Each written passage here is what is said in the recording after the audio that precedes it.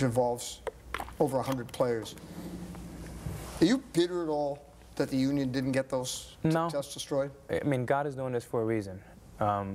There's a reason why. I can care less about what the union did. I can care less about what Selena Roberts did. I mean, this has to come out. This is very important.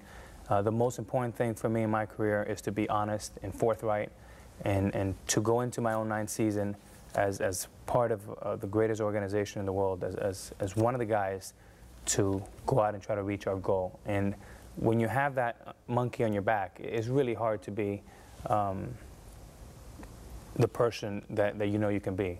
And it's hard to feel your potentials that way. Over the years, have you talked to anybody about this? No. You haven't talked to Scott Boras? You haven't talked to not one teammates? Word. Not one word. How much did you learn from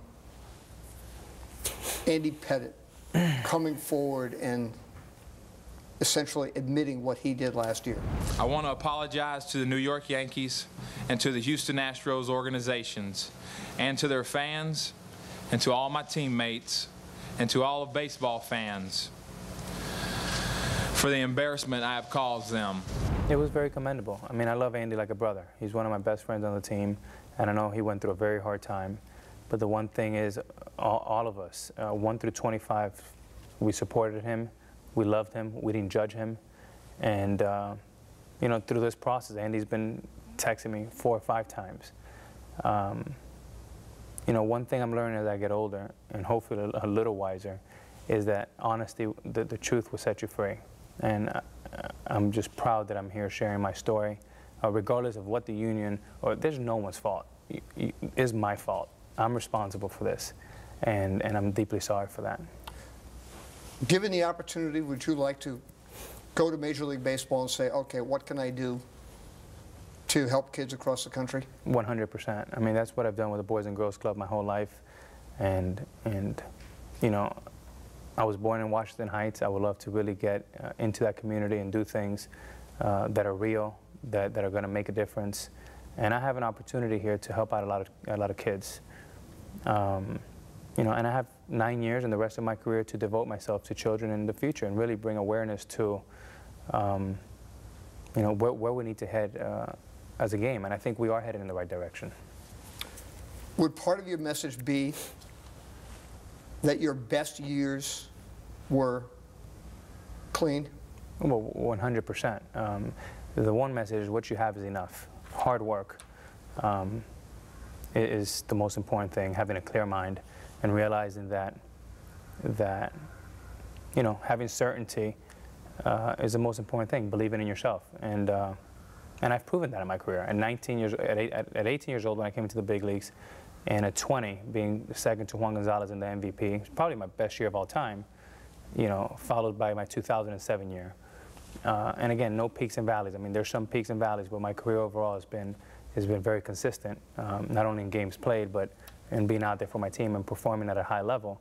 I will hang my hat on that. And I just asked the American public to look at those 3 years as something that it was an aberration. I screwed up in those years. I was stupid, I was naive, and you know, ever since I've been doing the right thing and proud of that. Have you talked to Hal Steinbrenner and Brian Cashman about this? Yeah, I've talked to our front office. Mm-hmm. And what do they say? They're supporting me. I think overall they just want me to be truthful and be honest, and what happened 6 years ago happened, and 6, 7, 8 years ago. And you know, they're ready for bigger and better things, which is winning a championship, running a great franchise. We're moving into a new stadium this year. Our fans have been very patient with us. They're ready for us to, you know, turn up the heat a little bit. And I think we have a team that's ready to do all of that. And I'm going to be a part of that team and do my best. Everyone cares about what other people think. Mm-hmm. And this weekend, there was a quote. There was an unnamed Yankee front office official who said his legacy is now gone. And it was Billy Madden's column in the New York Daily News started out, now it appears he really is a fraud. Alex Rodriguez can forget about having his run at Barry Bonds' all-time home run record taken seriously, and like Bonds, Rodriguez could probably forget about the Hall of Fame too. What do you say to that? Well, I'm sorry if Bill feels that way. I mean, again, he's one of the respected journalists that I respect in New York, and again, you know, I feel that, I hope that people don't follow this Selena Roberts lady and take their lead.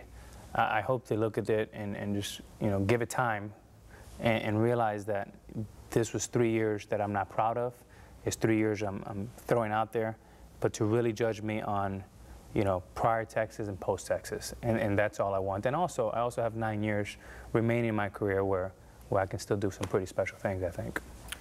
You worried at all about what it's going to be like in those 9 years in New York? Well, look, I think New Yorkers like honesty. I think they like people that say the truth. I also think they like great players that know how to win. And I think winning is the ultimate medicine we can take here. If we can win a championship, if we can play well, if we can play well down the stretch, I think New Yorkers love to forgive you. And right now, I made a mistake. I was stupid. I was an idiot. All these things. And I think New Yorkers can probably relate with that every once in a while. And I think they want to see me, now that I've come forward, continue, like with Andy Pettit, you know, be a great player again. All right, much more from that interview coming up. Now, you heard during that segment, Alex Rodriguez referred to Sports Illustrated's Selena Roberts, the co-writer of the story that broke over the weekend, that said A-Rod tested positive for performance enhancers in 2003. This statement moments ago from SI, which says, quote, it stands by the story and the professional manner in which it was reported. Here's the statement. The allegations made by Alex Rodriguez are absurd. I've never set foot in the lobby of Alex's New York apartment building, never spoken to the University of Miami police, and never set foot on his home property or been cited by the Miami police for doing so. From Selena Roberts, Sports Illustrated senior writer. Major League Baseball, when contacted by ESPN, had no comment on Alex Rodriguez's interview today. ESPN also has not received any comment from Players Union Chief Operating Officer Gene Orza. Now, for more, we bring in ESPN The Magazine's Tim Kirkshin. Tim, what is your reaction to A-Rod's admission to using performance-enhancing drugs? Well, Jay, he was a little more forthright than I expected him to be. He acknowledged that he was young and naive and stupid. I think he used the word stupid about 5 times. He actually gave us a timeline for when he did what he did. Now, again, it would be naive of us to believe every word that he says. I'm not sure what I believe anymore. But he told us more than I thought he would. He didn't hide behind the fact that I didn't know it was illegal, or I was just doing it to come back from an injury. I think he gave us more than we expected, and I think that will win some points with him on a low level for, at least with some people. Tim, let's take a look at Alex Rodriguez's career. He spent 5 full seasons in Seattle, hit .315, averaged almost 37 home runs a season. In 5 seasons in New York, he still maintained a .300 average while averaging more than 41 home runs a season. But in the 3 seasons he was in Texas, where he says he used performance-enhancing drugs, he averaged more than 50 homers with a slugging percentage over .600. Tim, what do you make of this? Well, I don't make too much of this, frankly, because it's hard to figure out these numbers. Granted, Texas was a great hitter's ballpark, and he had a lot of at-bats and a lot of things working in his favor. However, it speaks to the whole thing when you're trying to figure out exactly what steroids does for performance.